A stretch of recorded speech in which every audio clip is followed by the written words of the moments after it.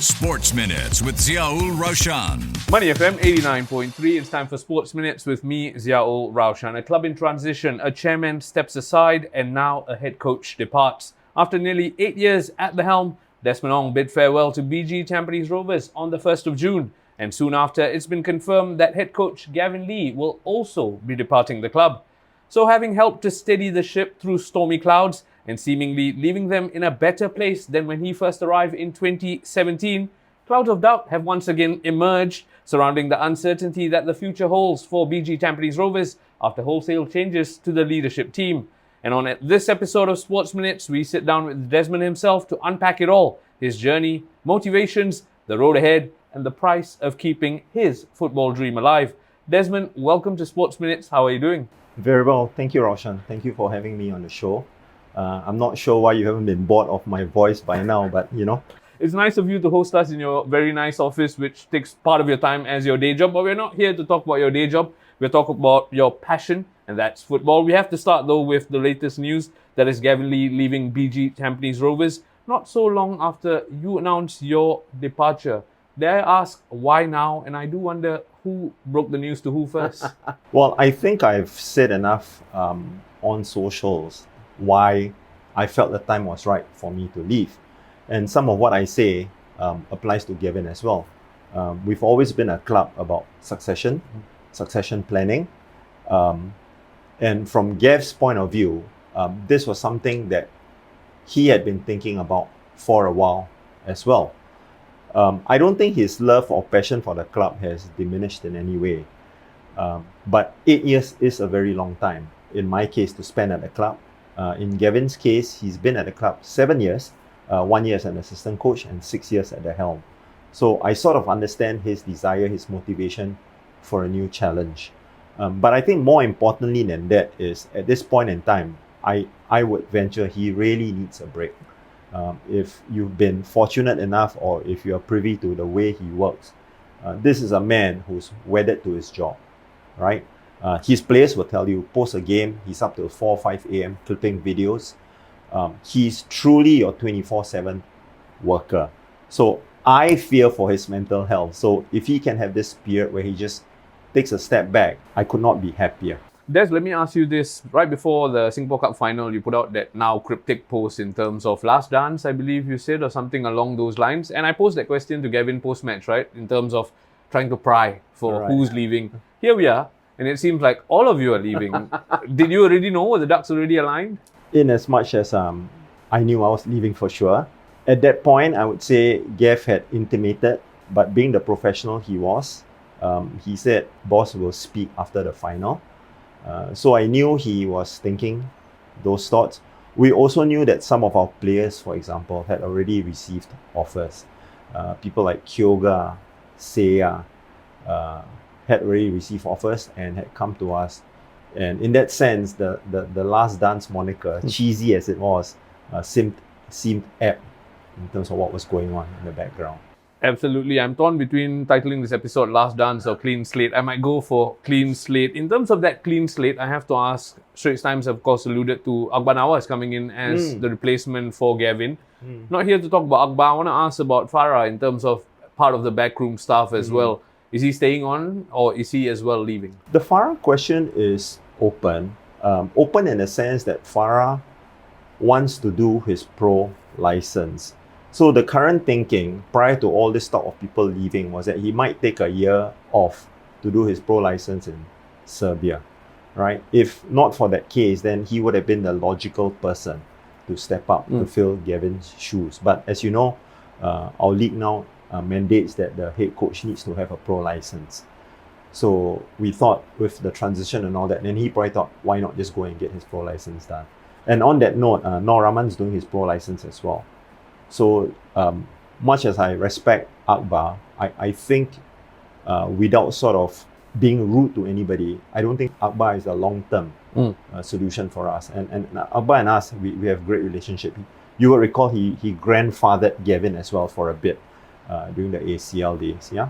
Yeah, absolutely. I mean, sorry Akbar, grandfather is not a term I would use on a 50-year-old, but we'll take that. Coming back to Gavin, we talk about grandfather, let's talk about the grandson then. Gavin, you appointed when he was just 28 years old. which is very much against the grain because, yes, there are some jobs that need youth and vigor, but some jobs, historically at least, need experience and know-how. Why did you go against the grain and sort of put your neck out for someone like Gavin? Okay, so I would not say I put my neck out, right? That's slightly disrespectful to Gavin. As he himself would say, if you're good enough, you're old enough. I had known Gavin since he was 16. Wow. So this was not something that chanced upon me and I thought, well, now I'm chairman of a club, let's do whatever I want. I had a long, serious think about where the club was going. And if you recall, in my first year as chairman, Jürgen Rapp was my coach, right? And Jürgen is very much old school in terms of how he coaches the players. And by then, because of my friendship with Gavin, my friendship with some of the other coaches then, people like Clement and so on and so forth, and even Felipe, I thought that this cannot be the future, right? And so it then became a case of thinking through what sort of coach we would want moving forward. Being a club that, as it were constrained by budgets, constrained by where we were playing. One of the early names that came to mind was someone like Alex Weaver, who achieved success with the Warriors. But I think by then, Alex was more or less out the door in terms of having gone to pastures new. So then the thought occurred to me, why not look at someone like Gavin? And again, it wasn't an overnight decision because I think the first thing we did was to make Gavin assistant to Jürgen. So I had a chance to sort of observe him at close quarters. So when you say what made you, sort of stick your neck out, by the time we appointed Gavin, we already knew that he was up to the job. I can understand in terms of giving him a chance to prove himself and earn his stripes before putting him in the hot seat. Here we are after his departure. How do you think he fared in terms of repaying that trust? I think fantastic. I could not have asked for a better return, as it were. I sound like a fanboy because I am a fanboy. But as they say, the line between genius and insanity is a fine one, right? If I'd appointed a 28-year-old and we'd finished consistently bottom of the league, we'd be having a totally different conversation now, right? Of course, you will always have the haters, as it were, on socials. Like they say, the difference between intelligence and stupidity is that intelligence is limited. That's all I'll say about that. I mean, what has he achieved? He has consistently finished, if you go for average position, he's finished 2.5. We have never finished below, 1 year we finished below Hougang, but we never finished below Balestier, Geylang, Tanjong Pagar, Young Lions. If not for the emergence of LCS, for instance, we would have won the league 3 times. That's who we finished second to, right? If not for LCS, we would have won the cup another time.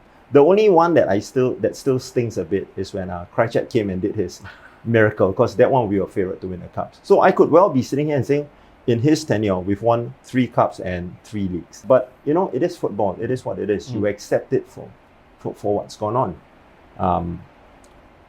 In our time, we played because of COVID and so on. We played in the cup 4 times.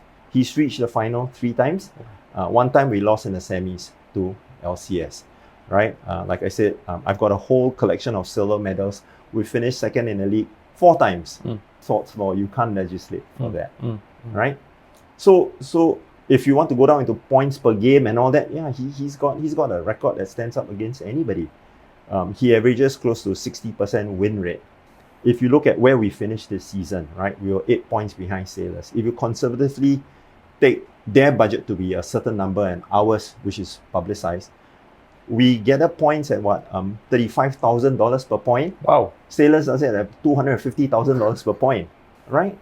We are clearly best of the rest, and best of the rest by far. Now, is that because you've got a brilliant chairman? No, right? Do we sign all national team players? Clearly not, right? I've spoken about this. So it's got to be down to the coach and the coaching staff. So when you ask me now, my long answer to your very short question, it's obviously paid off for us. Absolutely. We'll dive into that national team player conversation in a very short while. I want to ask you this about Gavin in terms of the road ahead, right? You're a man in the know. I'm sure you're high up Gavin's frequently contacted list. What next then for Gavin Lee? I think for now he's taking a well-deserved break. He's taking a break with his wife and their family home in Thailand. And I stress well-deserved. As you know, he didn't immediately go off with the players off season, he had national team duties, right? I remain very interested both personally and professionally in the next step of his career. We've had many thoughts and many plans, but there are certain things I'm not at liberty to sort of share at this point in time. I don't like playing secret squirrel. I'm quite transparent. But all I'll say is that please be patient. Hopefully all will be revealed in the next 2 weeks or so. Or if TMSG gets ahead of us, then all will be revealed by 3 o'clock this afternoon.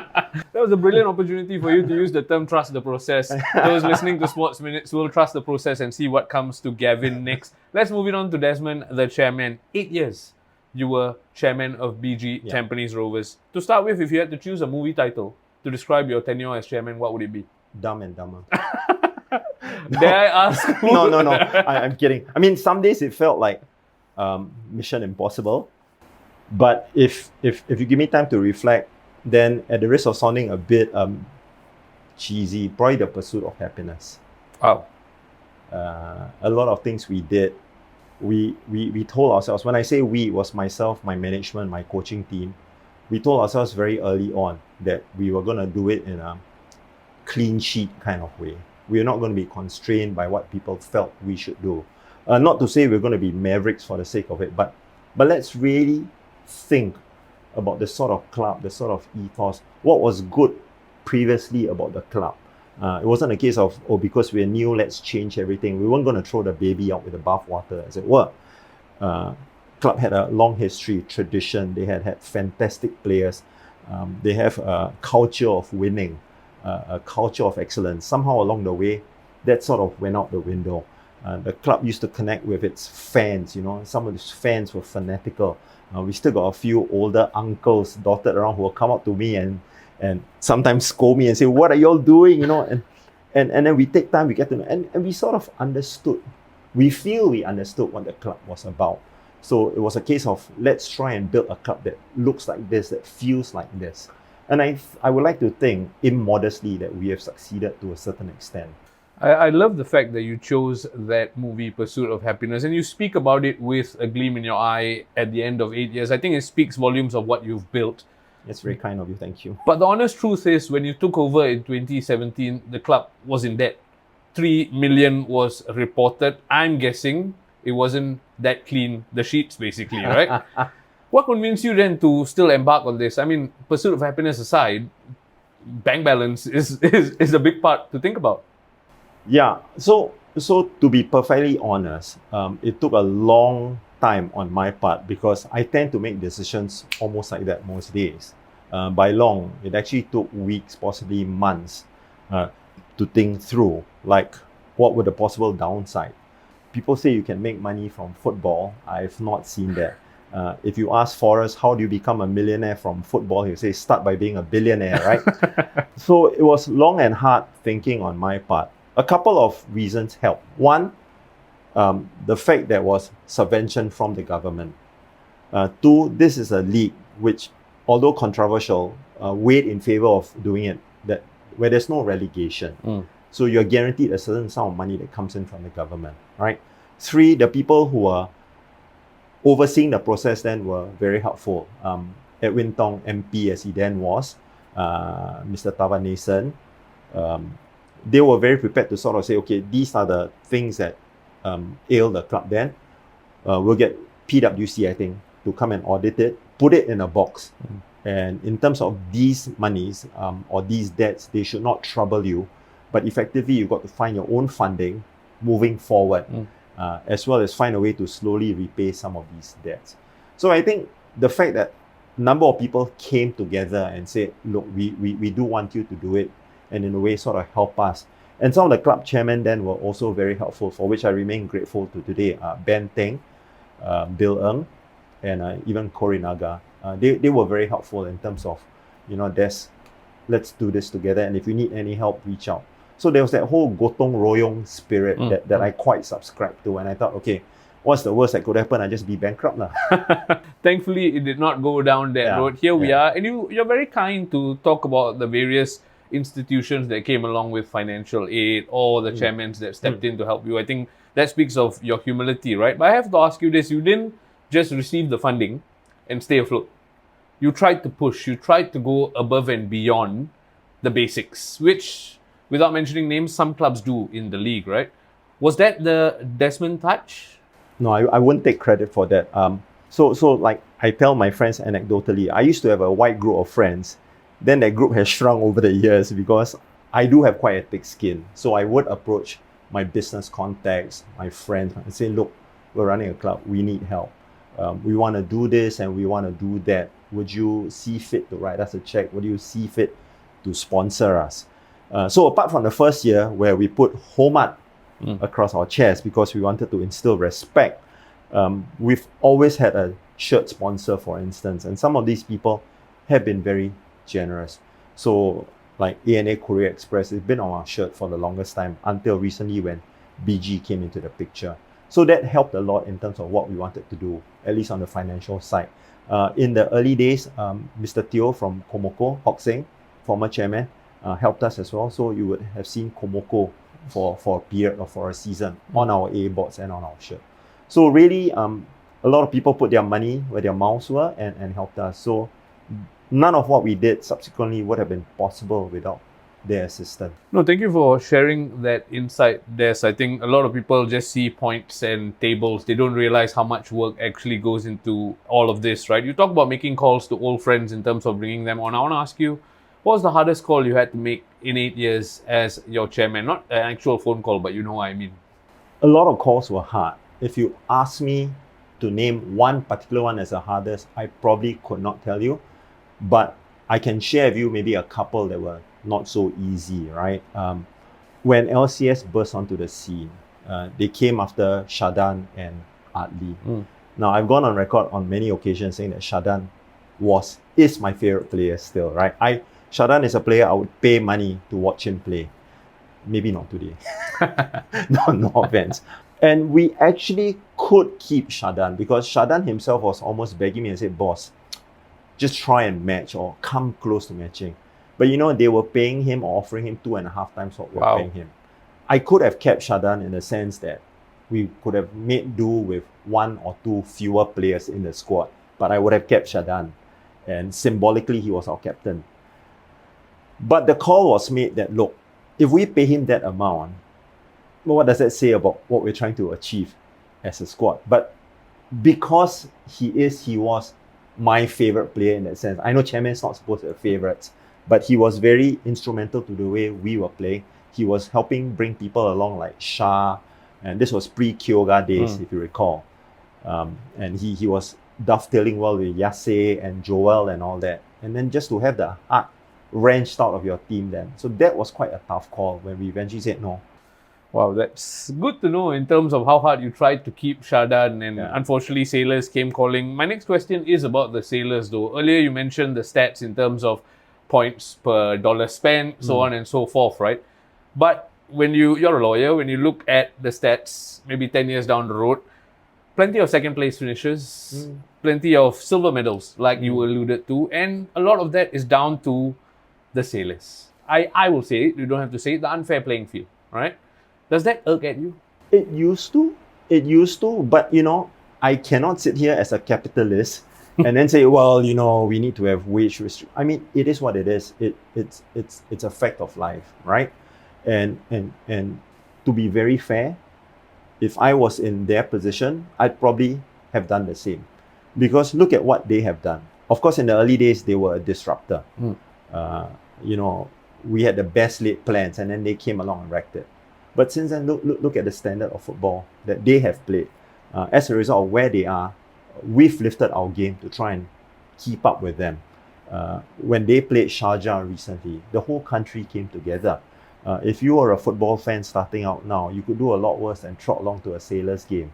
Their match day experience is something that other clubs should emulate, right? And now that Forrest has taken it upon himself to come in to the FAS, I've had the chance to observe the whole Sailors machinery as it was. And I think what really impresses me is this focus on just football, and the football. And I think it is, again, an inescapable fact that if you want to do stuff in football now, you do need resources, right? And they do bring them whole bunch of resources. But yes, in the early days, it did irk me, less so. Their fans still get irked by the earlier remarks I said, right? It doesn't help that my fans now call them plastics, but it is what it is. Yeah, absolutely. Just throwing in some shade there, I'll take it. And I guess now that you work for Forest, technically you have to I don't be work kinder. for Forest, I work with Forest. Okay, I have to ask you this about Forest though, because he's so elusive, right? Just a very quick question deviating from what we are talking about. Forest obviously is the new FAS president, you are deputy president, so you know the man much better than me, much better than the listeners. Is there a lot of reason to be optimistic that Forest is the man to push us in the right direction? I wouldn't put that amount of pressure on Forest. I would say that having met him, I found him to be very sincere. I found him, for a man of his standing, to be very humble. He is constantly curious, like I am. We share this curiosity about how to do things better, how to do things differently. I've been very impressed with his focus in terms of wanting to get things done. So I think in some small way, I've helped him. We've assembled a team of people that we think can progress Singapore football. I would just add a note of caution that from Forest transforming home to LCS, it's taken close to 5 years to get to where they are now. Similarly, I've told you earlier that when I took over in 2017, it was not till about 2023 that I could stare you in the eye proudly and say, this is a club that I'm quite proud of. So I'm just hoping that people cut us some slack in terms of the time it will take to see a real discernible change.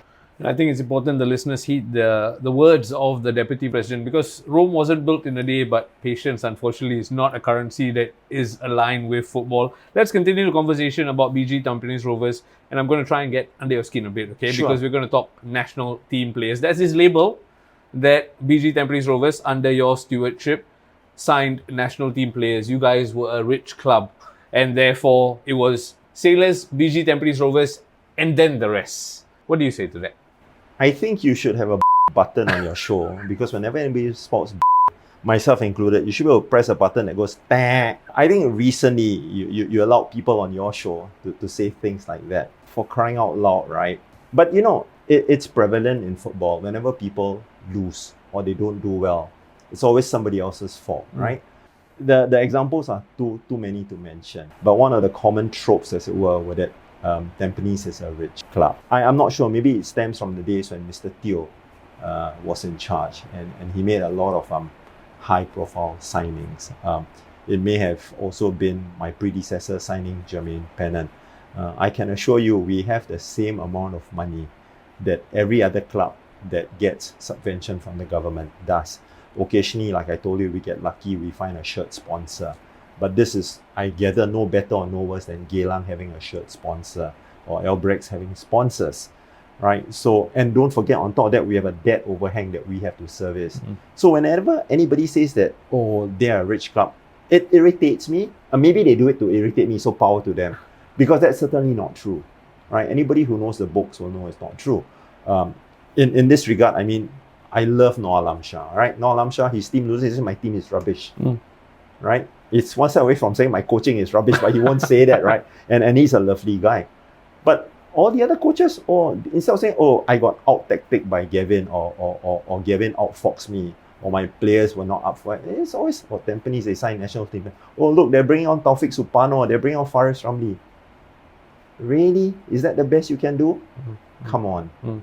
When you talk about those national team players, right, perhaps it'll be important for you to mention, yes, you mentioned Taufik Supano, Faris Ramli coming off the bench, but in terms of the pipeline that BG Tampines Rovers has provided for the national team, how much pride do you take that players who you saw as boys are now men wearing the flag? A lot. Indescribable. I almost feel like a father. I felt proud when my son, who was part of the NFA, donned national colours, albeit not at the senior level.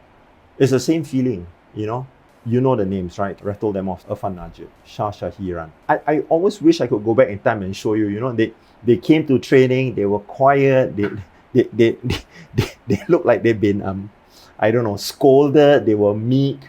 And now look at them, right? Art Lee, Joel Chew, Glenn Quay, Shazwan Buhari, Shaz has suffered from the fact that he's played behind two really good keepers that he's not been able to get past, Izwan and Hassan. Taufik. All of this have become national players on our watch, right? So for someone to go and say, oh, they signed national, come on, that's disingenuous. That's not fair.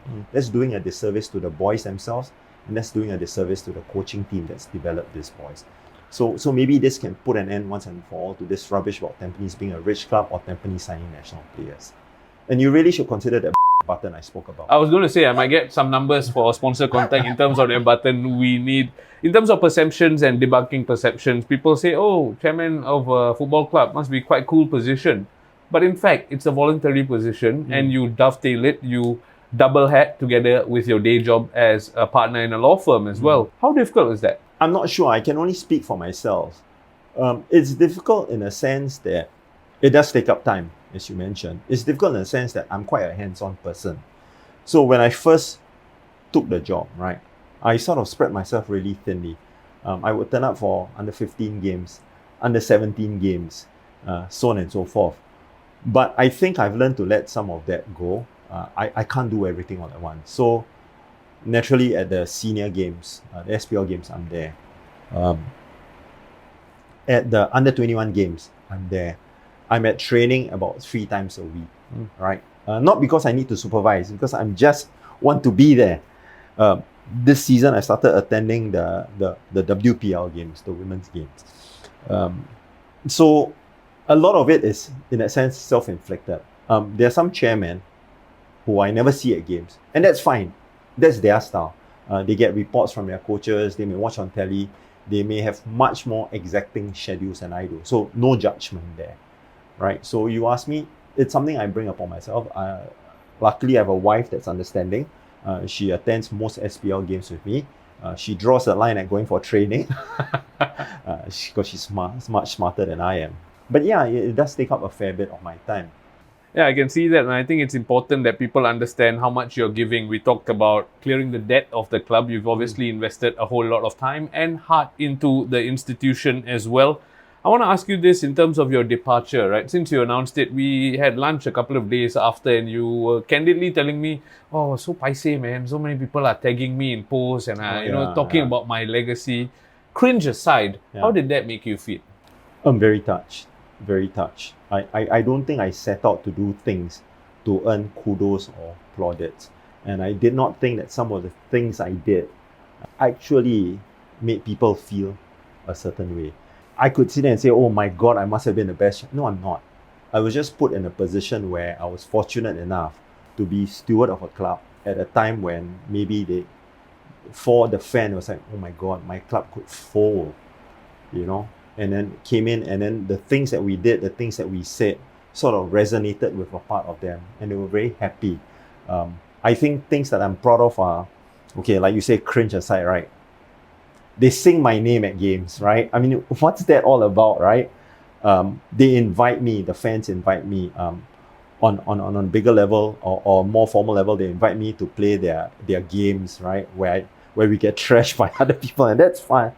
On a smaller level, I get personal invites to people's houses for Hari Raya. Recently at Hari Raya, people gave me that Tupperware full of cakes, like as if I need to put on more weight kind, right? Little things like that, and then you feel like, wow, they actually think of me as a friend, right? And that makes a difference to me. And again, I mentioned this, my dad passed, and so many of them just turned up for the wake, and sat there and just to make sure that I was all right. I'm lost for words. I didn't want to bring up the passing of your dad, but since you have, I will ask you something about that. Your dad passed quite recently, and I think all of us who subscribe to you on social media would have seen your emotions shared, right? What do you think he makes of your legacy in terms of where he left you earlier this year?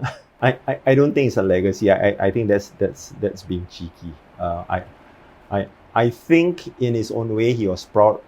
I think my dad is a typical Asian dad, right? A lot of us identify. If he doesn't scold you, it's a good day. You will never be good enough. One of the regrets I have, and I don't mind sharing, I never ever told my dad I love you. The way you see them do in but I think he knows that. And I know in his own way he loves me as well. And I think that's enough. No, I agree with you, and I'm quite touched because I've lost my father as well many years Oh, I'm ago. so But sorry. to your point, in an Asian household, we fail to explicitly inform our emotions, and then in Exactly. hindsight, we wish we had that opportunity again, no, right? exactly. Anyway, back to the football. You talked about the fans making you one of their own almost with chants, with invites. Now that you've left, what do you think the players are saying about you? I hope they've moved on. I would hate for them to say, oh, because I did have a chance to address the players, and a lot of them are also more than just players to me. We have a relationship outside of the playing field, and it was explained clearly to them. In fact, the players were fantastic. Most of them were told about 3 weeks before I left. So whatever they would have wanted to say would have been said, right? And they know who Shongo is. He's not a stranger, right?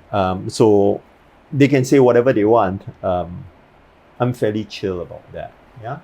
And you bring up your successor. There are plenty of listeners who are of the black and yellow variety, right? They are gripped with anxiety, I guess, because a chairman they doted on has left, a coach they trusted has now left. So there's a lot of uncertainty in terms of the way ahead for BG Tampines Rovers. What's your message to the fans? Rubbish. Uncertainty is a narrative you're trying to push. Shungo has played with us. When I say play, we used to have chairman selection games. So he's not unknown to the Yellow Knights, right? Shungo is a different creature from me. Shungo is a bit more reserved, but he has that quiet inner steel and resilience that will serve him well in this job. He's already shown it. He's made some signings, some from left field that I've not thought about. And I'm very, very happy. And I think the Yellow Knights is an embodiment of our fan who are much more connected to the club than the rest of. They all actually know this. There's no uncertainty, as it were, right? So don't be cheeky about it. That's a narrative you're trying to peddle. I think in terms of Gavin, yes, I think the slight twist to that is we always knew Farah was coming through, Nor was coming through. We may have to sort of, progress is never linear. We may have sort of to take a slight, instead of going up, go sideways for a bit, have Akbar come in, steady the ship. Like I said, he's a pair of hands that's well known to us, before we push on upwards again. In fact, I'm very excited. I'm very interested to see how the team shapes up. I am privy to sort of some of the signings that have been made, some of the signings that will be made. And I can tell you, as a fan, I'm excited. And if any of my fans are, any of the club's fans are listening, you should be excited as well. So clean slate, it is then the title of this podcast. We talked a lot about what you've enjoyed doing, what you will take with you. I want to ask you this, what will you not enjoy doing at all in terms of being a chairman? I may have alluded to this in the past. The conversations you have with players when they're no longer, when for example, when they've come to the end of their careers, for instance, that's not a conversation I like having.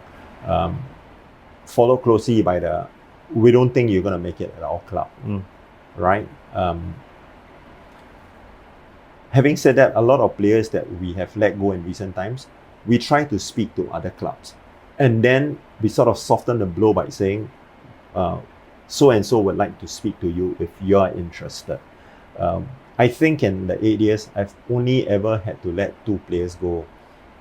I won't say disciplinary reasons, but we just felt that they were not good people. I think the listeners are already trolling through the archives to see who those 2 players are. If they know almost, right? Again, trying to be cheeky here. Don't stir. Final few questions. We're talking about the end of your tenure as chairmanship, but you remain vice chairman, I believe, right? Is that just on paper, or are you still going to be involved in the day-to-day in terms of providing Shungo counsel? Okay, actually, you're quite perceptive. That's probably more on paper than anything. I still sit on the management committee. I would still make sure that the legal compliance and governance issues are dealt with, because that's my bread and butter. And it's very important that the governance issues are dealt with properly, particularly as you're a society, you're taking money from Sport SG. So there has to be a certain degree of responsibility there. And that's something I've told my fellow MC members I will always look after for them. 2, the one thing that that reposes in me that I would really like to pass out is this relationship with BG. As you can imagine, there's a lot of personal relationships involved with that. So one of the things we will do is we have a pre-season arrangement with BG.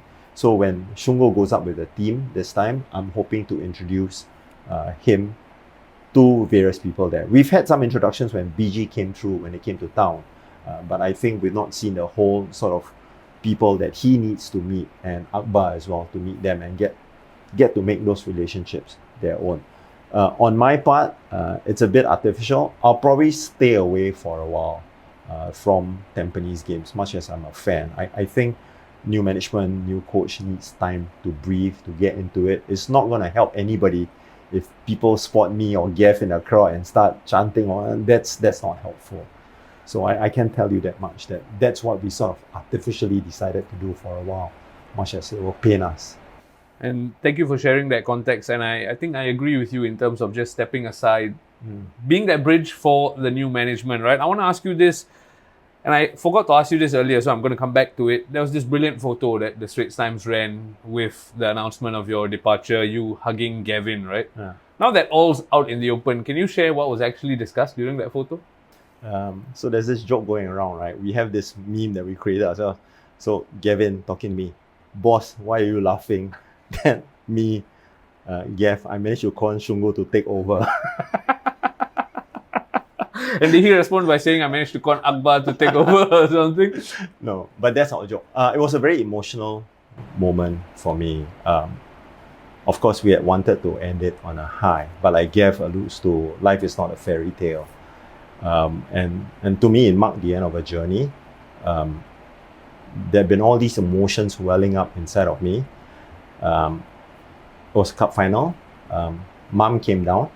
I wish Dad had been there. So there were all these emotions, and then at the final whistle, I just let it all out.